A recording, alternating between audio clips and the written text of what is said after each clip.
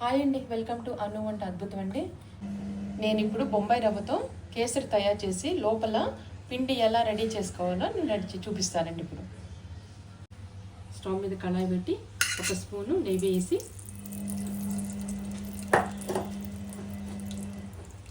దానిలో కొబ్బరి ముక్కలు, ఇప్పుడు జీడిపప్పు వేసి కొంచెం ఇలా దూరగా వేయించేసి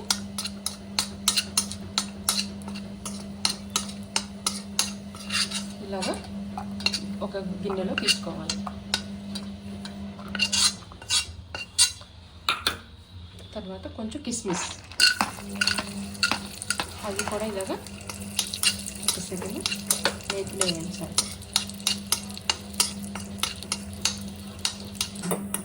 ఇప్పుడు కిస్మిస్ కూడా తీసుకొని పక్కన పెట్టుకోవాలి.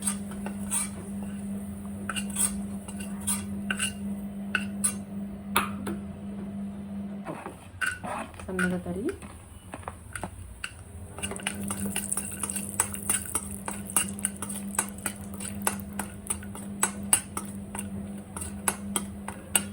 బాగా ఇప్పుడు బొంబాయి రవ్వ వేస్తున్నానండి. ఇది కొంచెం బ్రౌన్ కలర్లో వచ్చినాక ఏం చేసి పక్క తీసుకొని పెట్టుకోవాలి.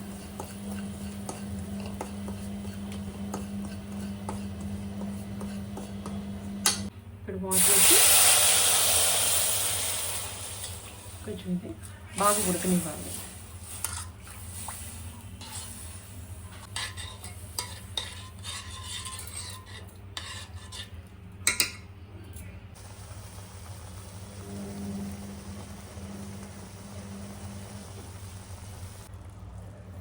ఇప్పుడు 1 గ్లాసు షుగర్ వేసుకొని ఇలాగా కలుపుకోవాలి.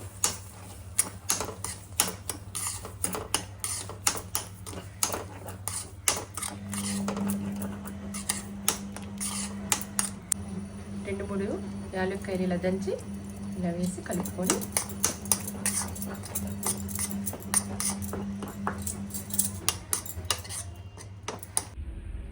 ఇలా కలుపుకొని స్టవ్ ఆఫ్ చేసుకొని కొంచెం పిండిని ఆరనివ్వాలి.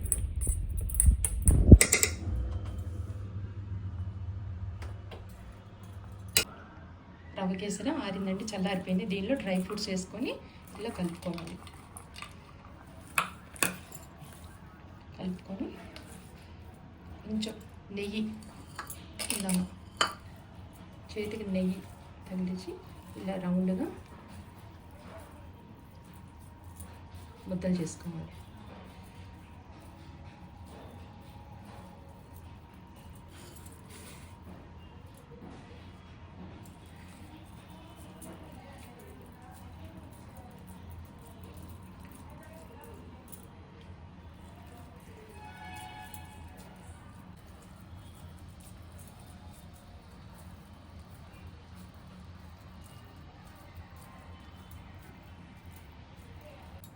ఉండలు రెడీ చేసి పెట్టుకున్నానండి. పూతపిండి పూర్ణాల్లోకి లోపల పిండి ఇది, పైన ఇది మినపప్పు బియ్యం 2 కలిపి గట్టిగా ఇలాగా పట్టుకోవాలి.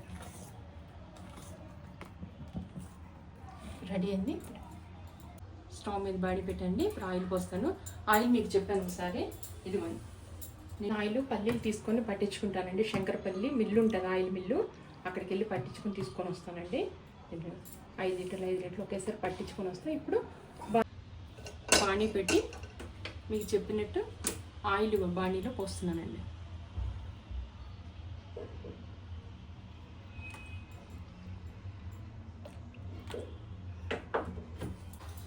ఇప్పుడు ఆయిల్ హీట్ ఎక్కిందని ఇప్పుడు ఈ పూత పిండిని ఒక్కొక్కటి ఇలాగా దోశ పిండిలో వేసుకొని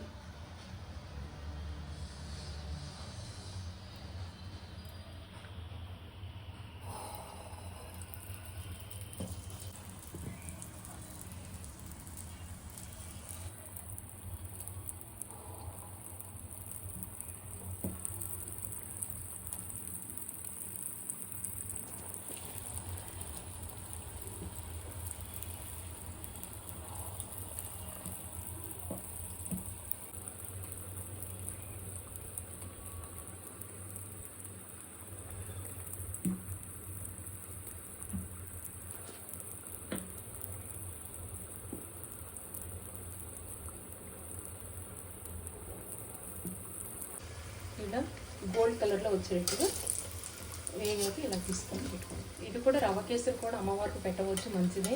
ఎందుకంటే పచ్చిశనగపప్పు కొంచెం జామ్ అవుతుంది, తొందరగా అది గట్టిగా టైట్ అవ్వదు పూత పిండి. అలాంటప్పుడు ఇలాగా ఈజీ ప్రాసెస్. పూర్ణాలు రెడీ.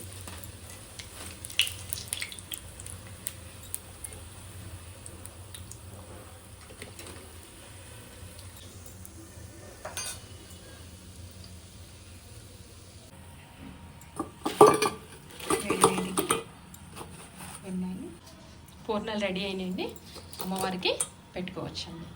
ఈజీ ప్రాసెస్, చక్కగా పెట్టుకోండి, చేసుకోవచ్చు.